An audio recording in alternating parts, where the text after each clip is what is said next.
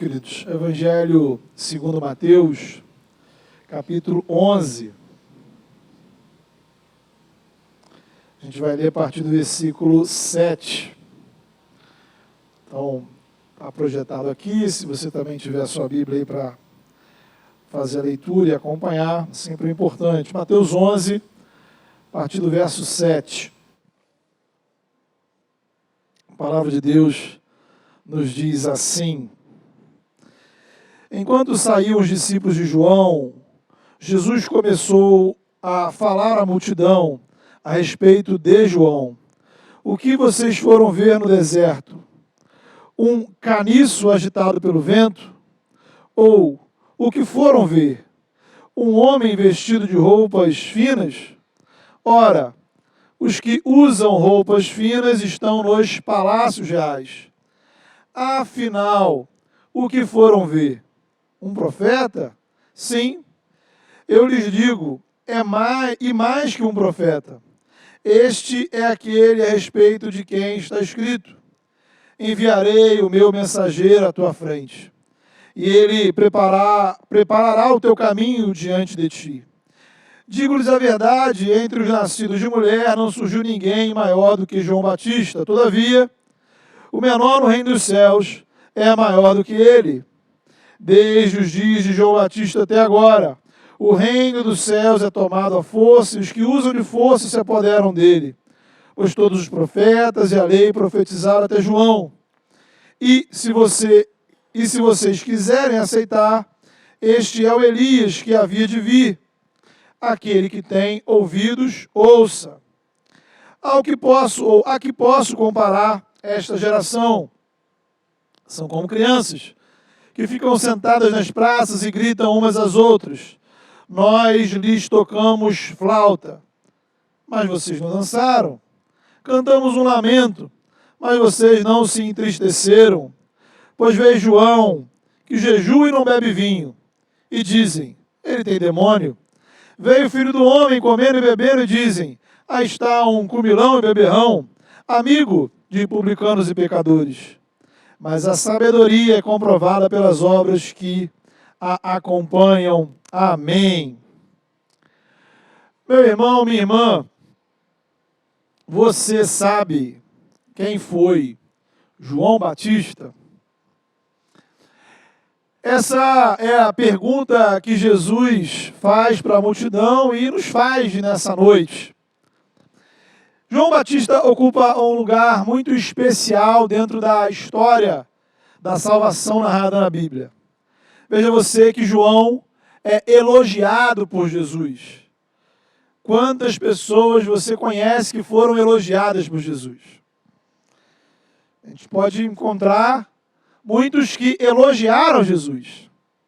Mas quantos receberam a aprovação de Jesus?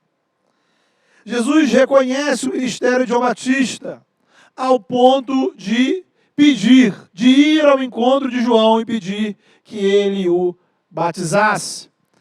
O ministério de Jesus na terra somente começou depois dele ter sido batizado por João. Veja que a gravidez de Maria e o nascimento de Jesus são narrados em apenas 2 evangelhos, enquanto que os 4 evangelhos e o livro de Atos contam a história de Jesus a partir do ministério de João Batista. Portanto, João é uma figura muito importante dentro da história da palavra de Deus. Tá? Justamente por isso, ele nos ajuda a compreender a nossa identidade em relação a Jesus. Quem somos nós diante de Jesus? Qual é a nossa missão em relação a Jesus? Veja, o mundo do cristianismo, ele, em certo sentido, é bastante confuso. Você tem uma centena, milhares, na verdade, de igrejas, doutrinas, tantos e tantos maus exemplos, e a gente fica meio perdido. Quem seria para você um exemplo de cristão? Às vezes, para quem está se aproximando do Evangelho, é desanimador. Para quem eu vou olhar? Para onde? E, às vezes, para quem está dentro da igreja, o desânimo é total. A gente meio que se nivela por baixo. Como a média dos cristãos é ruim pra caramba, a gente já se acha o máximo, né? Uma coisa que a gente repara é como nós usamos o exemplo de um outro crente para justificar o nosso erro. Por que eu tenho que dar bom testemunho, evangelizar, perdoar, se lá na igreja tem um monte de gente que não faz nada disso? Nós justificamos o nosso cristianismo medíocre pela mediocridade do outro. Difícil é a gente ver o contrário. O exemplo desse irmão, dessa irmã, me levou a ter mais compromisso com a igreja, ter mais compromisso com a oração, ter mais compromisso com o serviço. E essa seria uma primeira dica para você. Preste atenção nos bons exemplos que existem ao seu redor. Exemplos de servos de Deus. Eles existem. Valorize. Diga para a pessoa, se for o caso, olha, você é uma inspiração para mim, foi uma inspiração para mim. E se você olha ao seu redor e não enxerga nenhum cristão que tenha nada a te inspirar, nada a te acrescentar, das duas, uma. Ou seus olhos estão muito ruins, ou então você está numa igreja muito ruim, cercada de crentes problemáticos. E aí você precisa trocar de igreja ou procurar uma outra igreja realmente bíblica. Eu pessoalmente louvo a Deus por nossa igreja, porque muitas e muitas vezes me senti inspirado a servir mais ao Senhor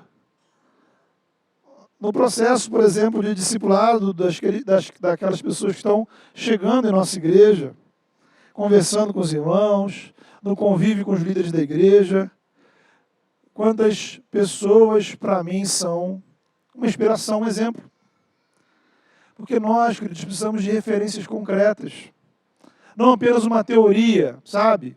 Orar é importante, evangelizar é importante, perdoar é importante, contribuir é importante, servir é importante. Mas, poxa, não, olha, eu vejo aquele irmão, eu vejo aquela irmã, eu vejo como ele serve ao Senhor. E eu me alegro com isso. Isso me inspira. É um ato de humildade, a gente aprender com o outro. Precisamos reparar menos nos defeitos e mais nas virtudes dos irmãos. Não para ficar simplesmente bajulando, né? Mas com humildade, buscar colocar em prática o que vemos de bom na vida dos outros. E João, nesse sentido, é um excelente exemplo. A Bíblia coloca João nessa posição. Na verdade, Jesus, veja você, coloca João nessa condição de referência para a gente. Precisamos parar com essa arrogância muito comum dos dias de hoje, onde cada pessoa desenvolve a sua versão do cristianismo. Então você faz o que você acha que deve fazer. Há espaço, naturalmente, para criatividade na hora de vivermos a nossa fé. Há elementos que são secundários no cristianismo. A Bíblia não diz em nenhum lugar que todos os cristãos, em todos os lugares, em todas as épocas, precisam ser absolutamente iguais. É uma das belezas do Evangelho que ele nos permite uma diversidade de formas. Agora, existem elementos essenciais. E esses elementos essenciais que precisam estar na sua vida, na vida da igreja, são extraídos de onde? Não da nossa mente, da nossa cabeça, da palavra. Há princípios e práticas que precisam estar em nossa dinâmica espiritual, individual e comunitária, em qualquer lugar, para sermos de fato povo de Deus. Então, não é olhando um videozinho na rede social, olhando um pastor aqui, um pastor acolá, ou porque a sua mãe fazia isso, o seu avô, o seu tio, o seu vizinho, seus amigos, ou seu coração está te mandando fazer certa coisa. O essencial, você precisa ouvir de Jesus. É a partir de Jesus e do Evangelho que nós encontramos os parâmetros claros de como nós devemos viver a nossa fé.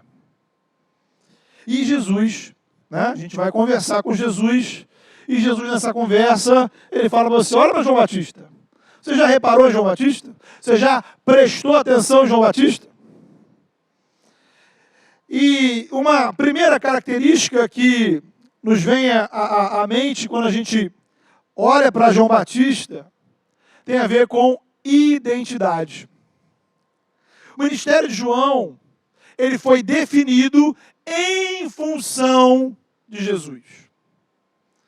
Veja aqui o que Jesus afirma no versículo 10. Jesus faz uma citação do profeta Malaquias para explicar quem era João. João era mensageiro, que veio preparar o caminho, a chegada do Messias. Por isso, João sempre deixa claro que haveria alguém depois dele, maior do que ele. Ele dizia, olha, eu batizo vocês com água, mas depois de mim vem alguém que é mais poderoso do que eu, cujas sandálias eu não sou digno de levar. E ele batizará vocês com o Espírito Santo. Ora, veja, se não houvesse Messias, João seria uma fraude. Se não houvesse o Salvador, não estaríamos aqui falando de João Batista. Pelo que consta, João não realizou milagres. João não foi um homem rico, não foi um político influente. Era um homem simples, que vivia no deserto, de um jeito estranho. O que ele tinha a oferecer? Ele tinha uma informação. Ele tinha uma informação que o Senhor lhe deu. E ele tinha convicção dessa informação. O Salvador está chegando. O Messias que Deus iria enviar ao mundo está chegando. E o Senhor lhe confirmou, olha, aquele sobre quem você vê descer o Espírito Santo é esse. Eu pergunto para você, qual é a informação que define a sua identidade?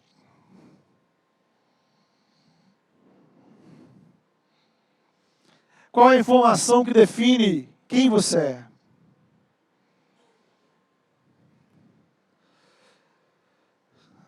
A gente fala muito em propósito de vida, dentro e fora da igreja. O que define o meu propósito? O que define a minha existência? Eu vivo para quê? Quem eu sou? O Evangelho nos diz que a nossa existência, o nosso propósito, quem nós somos, é definido pela nossa relação com Jesus Cristo. Se você está em Cristo, você é filho de Deus, você é perdoado, você foi reconciliado, você é nova criatura, batizado com o Espírito Santo, você é discípulo do Senhor. Para citar a 1 de Pedro 2,10, você é povo santo, raça eleita, nação santa, povo de propriedade exclusiva de Deus, sacerdócio real. Quem define a sua identidade? Qual informação define a sua identidade? Em segundo lugar, João tinha uma missão que consistia em anunciar o quê? A informação que ele recebeu. Levar ao povo que se posicionasse em relação a essa informação. João não estava apenas contando uma história, ele desafiava as pessoas a se posicionarem em relação ao Messias. Por isso a mensagem dele era: arrependam-se, convertam-se, a hora da decisão chegou, a hora da mudança chegou. Chega de uma espiritualidade de aparências, uma espiritualidade nominal. Chega de rituais vazios. Não basta mais ser apenas nascido em Israel. É hora de quebrantar o coração diante do Senhor, de pedir perdão pelos pecados e de assumir um novo comportamento diante de Deus. É isso que significava o batismo que João realizava. Era uma demonstração pública de arrependimento. Então João tinha uma informação que definia sua identidade e uma missão que decorria dessa identidade, dessa informação. E ele se comprometeu com essa tarefa. É o sentido das perguntas que Jesus faz aqui ao povo. Jesus fala 3 vezes: quem vocês foram ver no deserto? Quem? Quem era João? Jesus explica. João é profeta. Profeta bíblico, irmãos, não é um doido que fica por aí adivinhando o futuro dos outros. Profeta bíblico é aquele que proclama a mensagem que o Senhor lhe deu. Por isso, quando os líderes religiosos foram questionar João sobre quem ele era, uma passagem maravilhosa, lá em João capítulo 1, João responde 3 vezes: eu não sou esse quem vocês acham que eu sou. Eu não sou Messias, eu não sou isso, eu não sou isso. Quem você é então, afinal de contas? João diz: eu sou a voz. Eu sou a voz que veio gritar, que veio proclamar, que veio anunciar o Salvador. Apontar e dizer: este é o Cordeiro de Deus que tira o pecado do mundo. Por isso Jesus afirma no versículo 13 que a lei e os profetas profetizaram até João. Jesus está se referindo ao Antigo Testamento, a primeira parte da Bíblia. E o que ele quer dizer é que a primeira parte da Bíblia, o Antigo Testamento, encontra sua conclusão em João. É um detalhe que às vezes a gente presta pouca atenção. O ministério de João Batista ainda faz parte do Antigo Testamento. Tudo que veio antes de Jesus aponta para Cristo e para o que ele iria realizar. Todos os livros do Antigo Testamento apontam para uma salvação futura, a intervenção que Deus iria realizar na história. Jesus está dizendo o seguinte: João Batista é o último profeta. João Batista é a última parte do Antigo Testamento. O último que pregou a vinda do Messias. Porque durante a vida de João, durante o ministério dele, o Messias chegou. Jesus de Nazaré, o Filho de Deus que se fez ser humano, o nosso Salvador. O Salvador chegou, João viu, João batizou. O batismo de Jesus, ou seja, quando João batiza Jesus, marca o início do ministério de Jesus na terra. E falando no batismo, acho que também é importante a gente esclarecer um mal entendido aqui, muito comum no meio evangélico e cristão. O batismo de João, irmãos, não era igual ao batismo cristão que praticamos nas igrejas. O batismo que realizamos em nome do Pai, do Filho e do Espírito Santo e pressupõe a obra completa de Jesus, sua morte, sua ressurreição, sua exaltação e o derramamento do Espírito. O batismo cristão é o batismo que nos vincula ao povo de Deus e nos dá a identidade como membros do corpo de Cristo. Por isso, o batismo cristão não é uma experiência individual, mas comunitária. A igreja recebe de Cristo a autoridade de inserir novos integrantes, porque a igreja é dele. O batismo nos identifica com ele. Por isso a ordem de batizar é dada por Jesus após a ressurreição. E os primeiros batismos são operados pelos apóstolos após Pentecostes. O batismo cristão, assim como a ceia, é um símbolo da nova aliança. Já o batismo de João Batista, assim como o próprio João Batista, pertence ao Antigo Testamento. Por meio dele, João desafiava os israelitas a uma demonstração pública de arrependimento individual. O movimento de João buscava levar pessoas a ações concretas de santificação em vista da chegada do Messias. Jesus é batizado por João Batista. Por quê? Não porque tivesse pecados.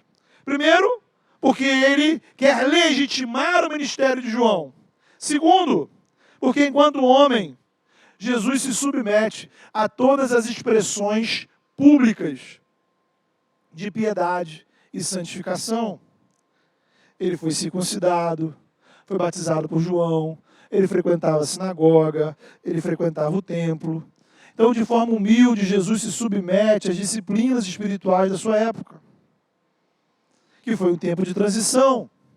O ministério de Jesus se inicia com João e marca a transição da antiga para a nova aliança. É assim que a gente entende o versículo 11. Jesus vai dizer que João é maior do que todos que vieram antes dele. João é maior do que todos os profetas. João é maior que Isaías, João é maior que Daniel, João é maior que Ezequiel. Como assim? Será que João era, digamos assim, santo sem pecado? Não. Jesus está dizendo que João é maior, por quê? Porque João, ele vê, ele contempla o cumprimento da profecia. Todos profetizaram a vinda da salvação. Todos anunciaram que viria o Salvador. João viu. Ele viu o Messias. Só que Jesus vai dizer que ao mesmo tempo que João é maior do que todos que vieram antes dele, ele é menor do que todos os cristãos. Olha isso. João é menor do que eu e você. Por quê? Ele não viu, nem experimentou todos os benefícios da obra de Jesus, todos os benefícios da nova aliança.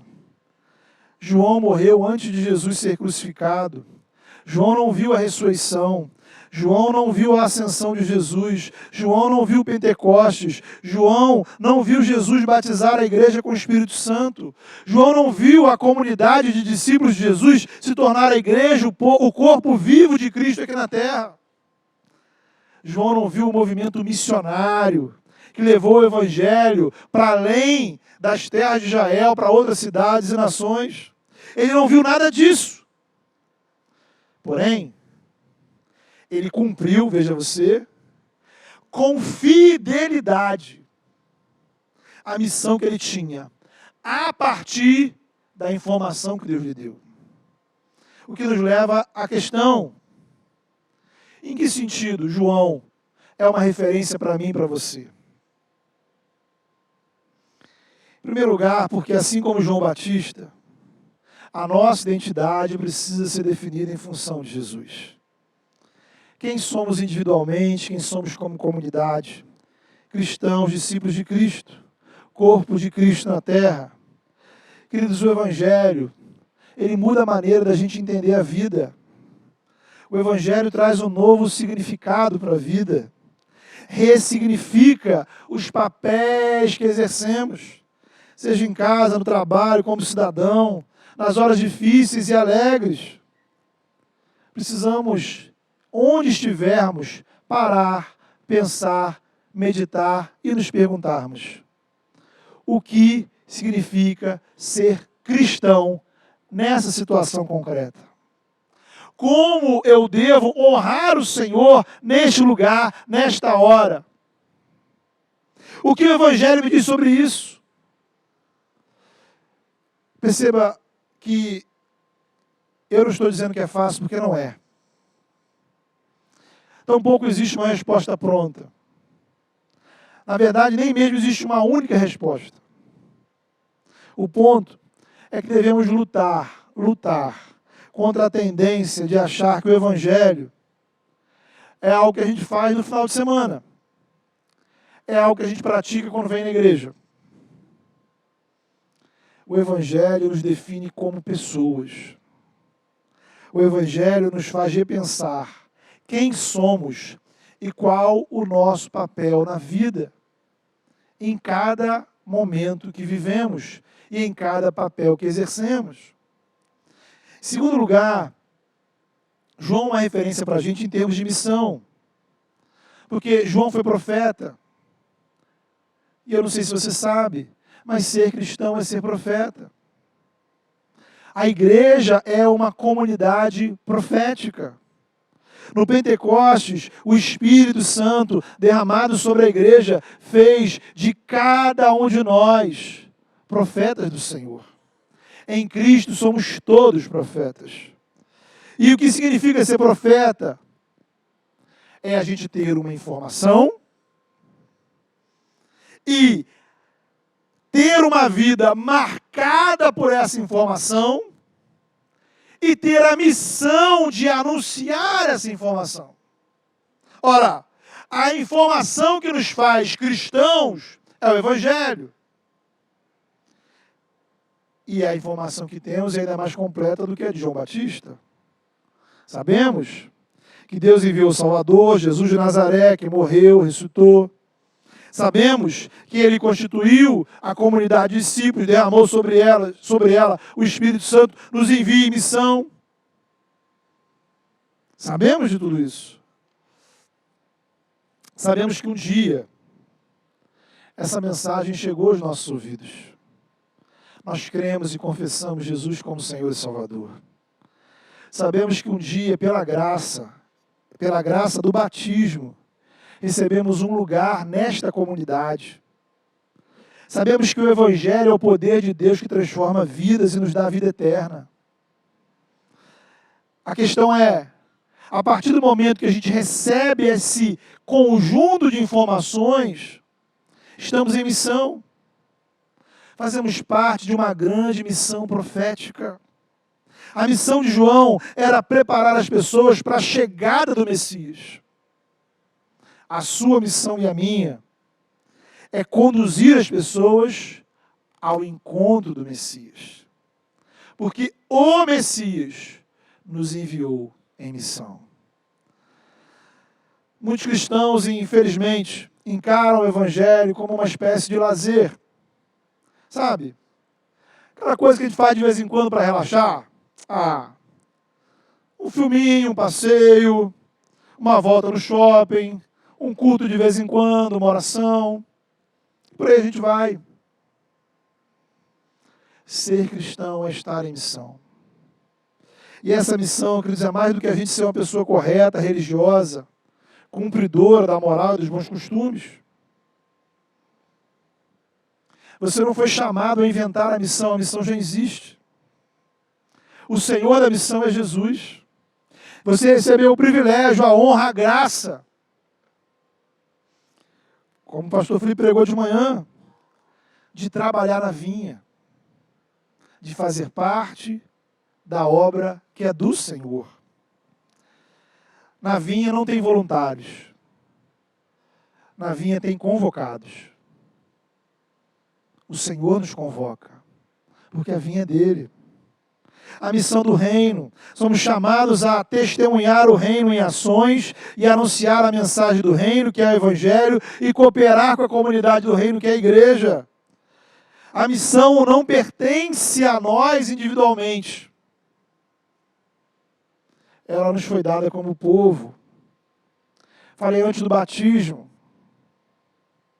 E o batismo é uma coisa que precisa ser relembrada do seu verdadeiro significado.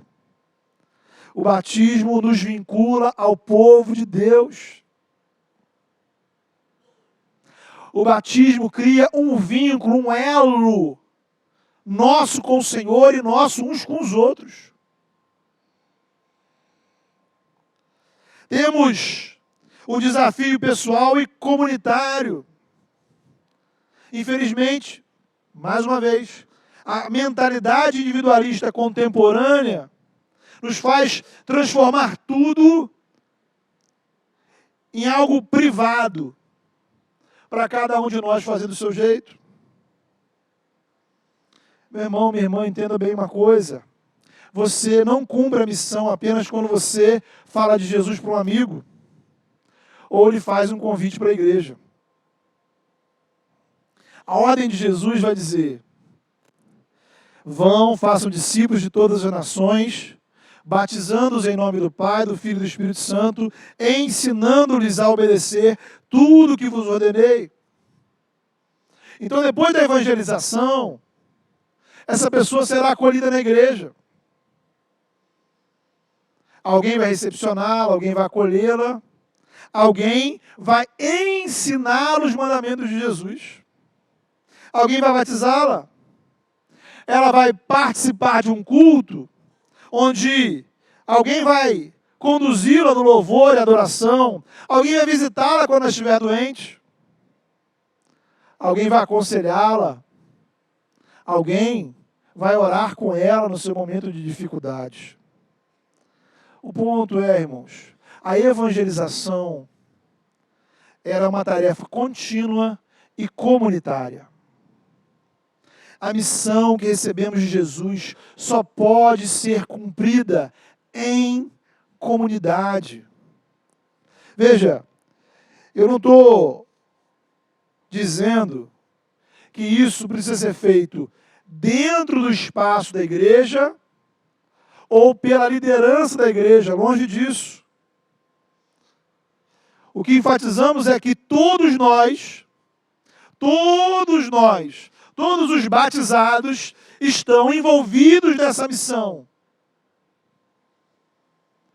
E ela não deve ser exercida de maneira solitária. Ela é exercida de maneira individual, mas não solitária.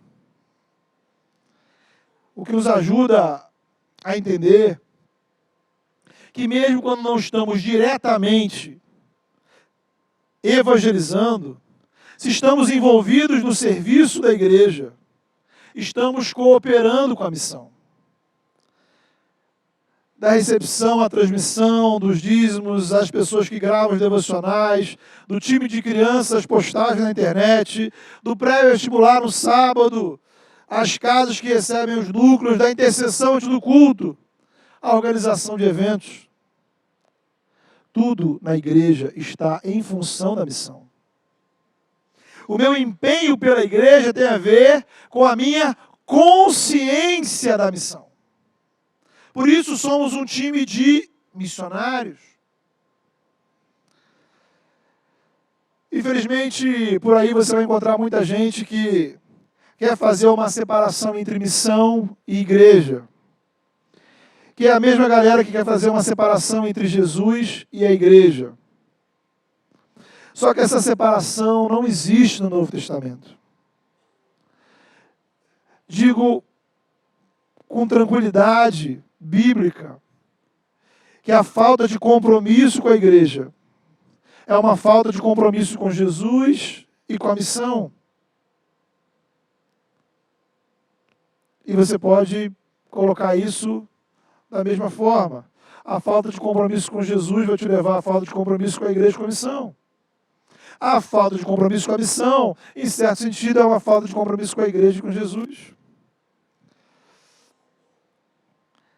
Talvez você não goste da igreja que você está, talvez você não concorde com a igreja. Você pode trocar de igreja. Perfeitamente possível. Tem várias. Eu sei que, às vezes, essa conversa de compromisso com a igreja, ela dói um pouco no ouvido e no coração daquele que vem frustrado com uma determinada igreja, né? Sabe, é como aquela pessoa que, por algum motivo, uma situação difícil, ela veio a se divorciar e você fala e ela começa a ouvir sobre como o casamento é bom e ela fala, não, não é a minha experiência.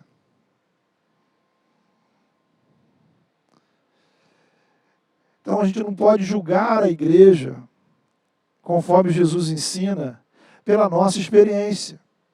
Falamos isso aqui várias vezes e a gente busca ser muito atento a esse ponto. Entendemos que existem, infelizmente, igrejas que não deveriam se chamar igrejas. Igrejas que machucam, líderes que enganam, pessoas que manipulam. Entendemos que muitas vezes os traumas que você traz no coração são legítimos. Porém, isso não inviabiliza o princípio bíblico. Quem instituiu a igreja foi Jesus. Jesus, a igreja e a missão são inseparáveis na espiritualidade bíblica. A missão da igreja é levar pessoas ao encontro de Jesus.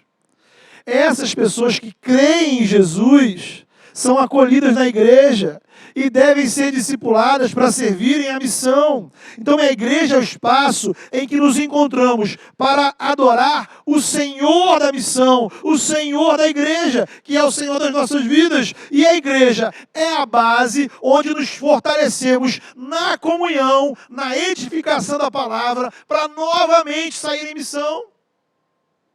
A roda gira. E mais uma vez isso nos faz voltar a João Batista. Por quê? Com ele aprendemos que o nosso objetivo não é protagonismo. É triste vermos igrejas que se comportam como lojas, disputando clientes e encarando as outras igrejas como concorrentes a serem vencidas. João vai dizer, importa que ele cresça e que eu diminua. Então o objetivo não é a fama da Igreja das Águas ou do pastor Jackson, a glória do Senhor.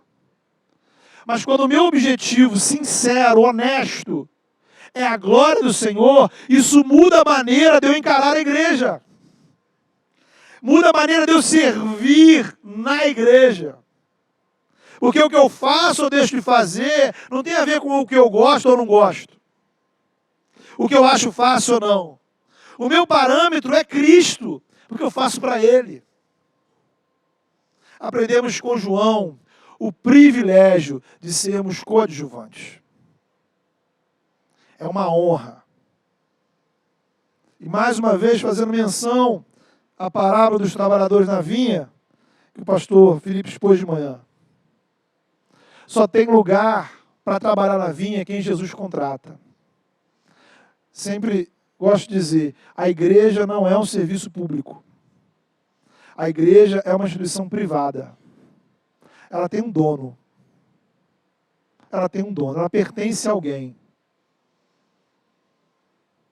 Você está aqui porque o Senhor chamou você. Por graça. Você não mereceu, você não fez nada para estar aqui. Ele te deu graça. Essa é a glória de fazermos parte da igreja. Parte do nosso dilema entre Jesus, igreja e missão está na nossa vaidade, no nosso orgulho, no nosso egoísmo. Vivemos uma espiritualidade autocentrada. E aí a gente constrói igrejas autocentradas, ministérios autocentrados.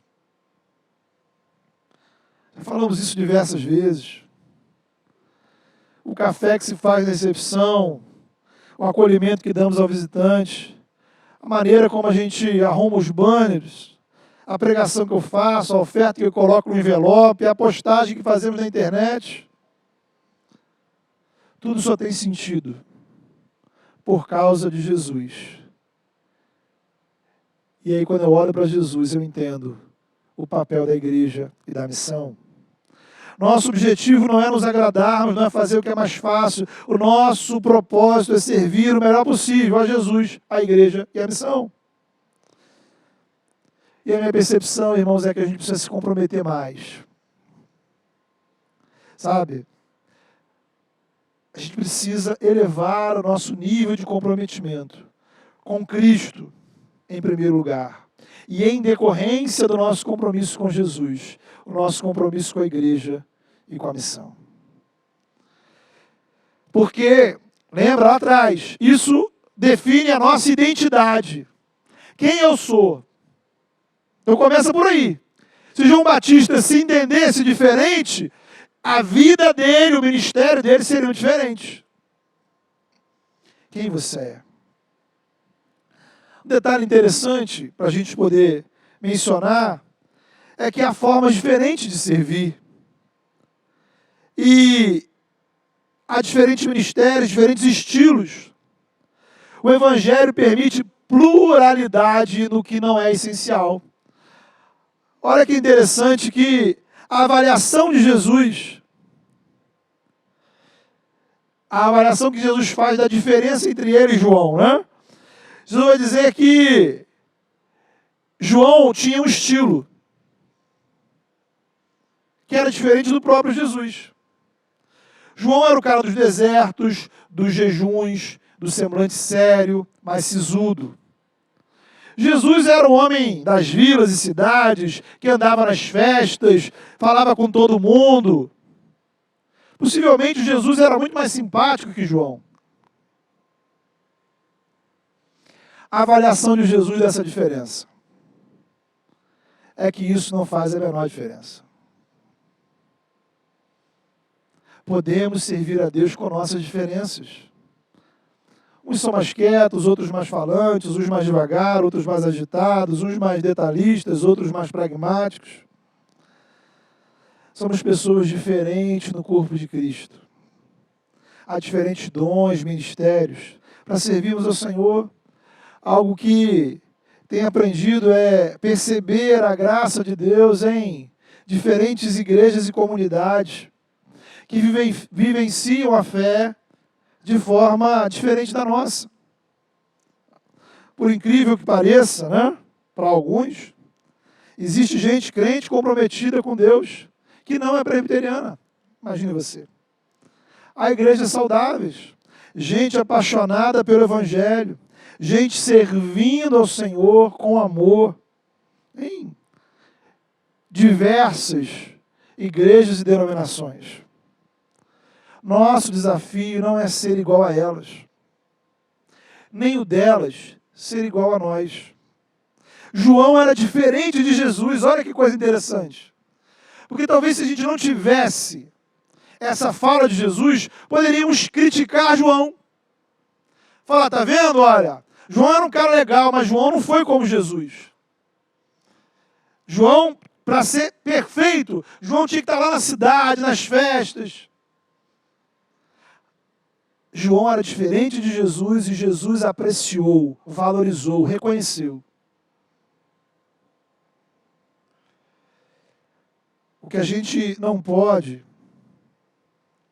é se apegar a um jeito de ser crente e ser igreja sem compromisso. É porque também tem isso por aí, né? Então tem várias formas de ser igreja, várias formas de ser crente, e tem aquela forma de ser crente sem compromisso.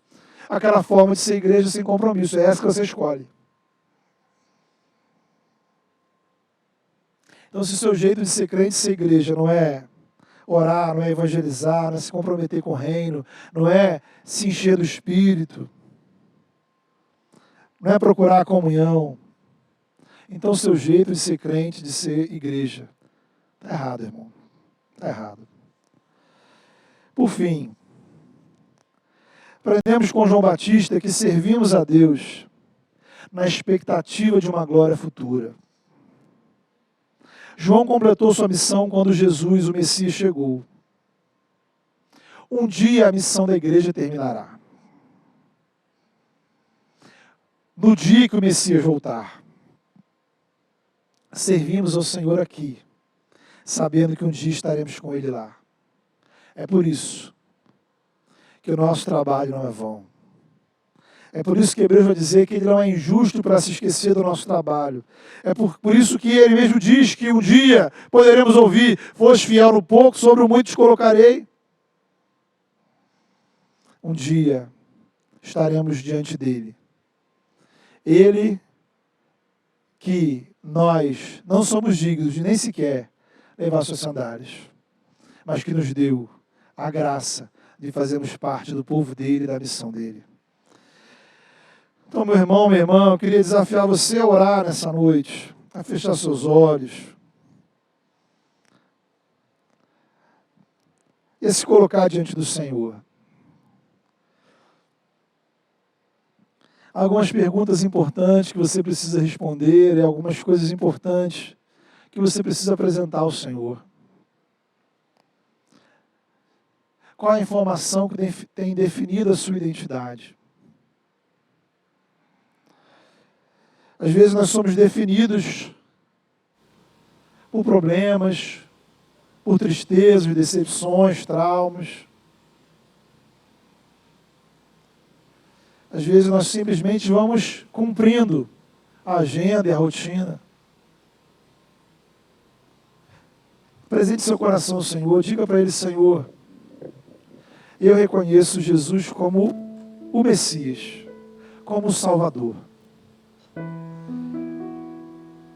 Eu quero abrir mão de tentar encontrar ou construir um propósito. Eu quero que a minha vida seja definida por Jesus Cristo. Quem eu sou tem a ver com quem Jesus é. Fale isso para o Senhor. E peça ao Senhor graça para a partir desse entendimento da sua identidade, a partir do entendimento de quem você é, o seu compromisso com Jesus, o seu compromisso com a igreja, o seu compromisso com a missão, possam ser ampliados.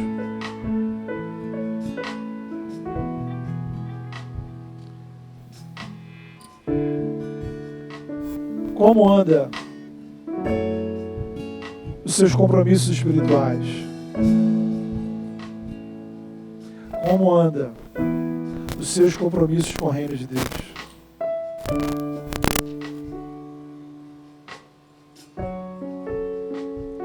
Fale com o Senhor.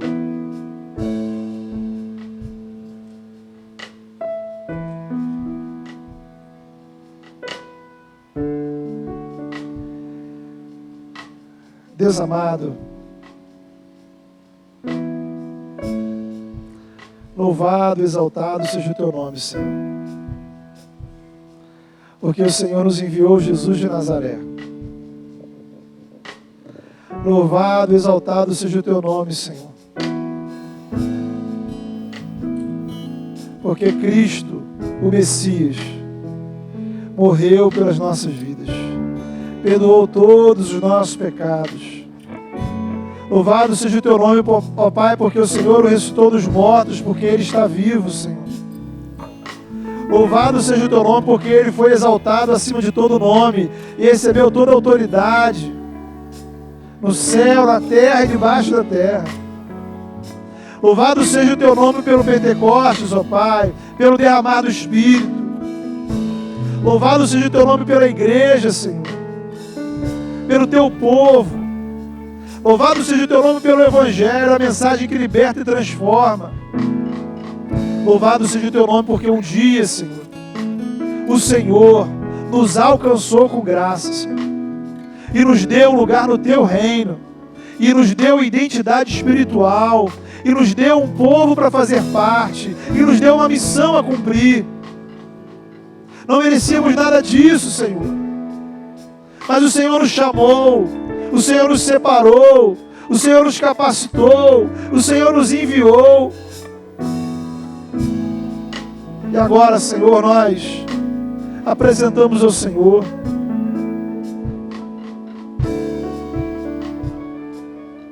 as mazelas, ó Pai, espirituais do nosso coração, a mediocridade da nossa espiritualidade, Senhor, a nossa falta de compromisso. Como temos sido, Senhor, relapso, como temos colocado outras coisas, ó Pai, à frente do Senhor. Tem misericórdia de nós, ó Deus. Purifica o nosso coração, renova a nossa mente, abre os nossos olhos, e que possamos, ó Pai, nos alegrar, ó Deus, nos alegrar com a Tua graça, com a graça de sermos Teu povo, Senhor, santo, separado pelo Senhor. Que possamos ter alegria, Senhor, de cooperar com a missão de redenção. E que a gente veja, Senhor, que a gente contemple o Teu poder, o agir do Teu Espírito em nós, entre nós e através de nós. Os sinais da Tua glória, Senhor. Pai, aqueles, ó Pai, que nessa noite tem tido contato, Senhor, com o Evangelho, com a mensagem de salvação, talvez pela primeira vez ponderando, Senhor, de forma séria, o relacionamento com o Senhor. Toca corações, ó Deus, quebrante corações, gere libertação, traz transformação de vida. E que esses, ó Pai, possam entender que o Senhor os chama, não apenas para um relacionamento solitário, mas o Senhor lhes dá identidade no Teu corpo, na Tua igreja, no Teu povo. Renova no nosso coração a esperança, Senhor, de que um dia a tarefa da missão será concluída, porque Cristo virá e nós celebraremos numa grande festa o encontro com o Senhor, porque o Senhor vem resgatar a Tua noiva. Em nome de Jesus. Amém.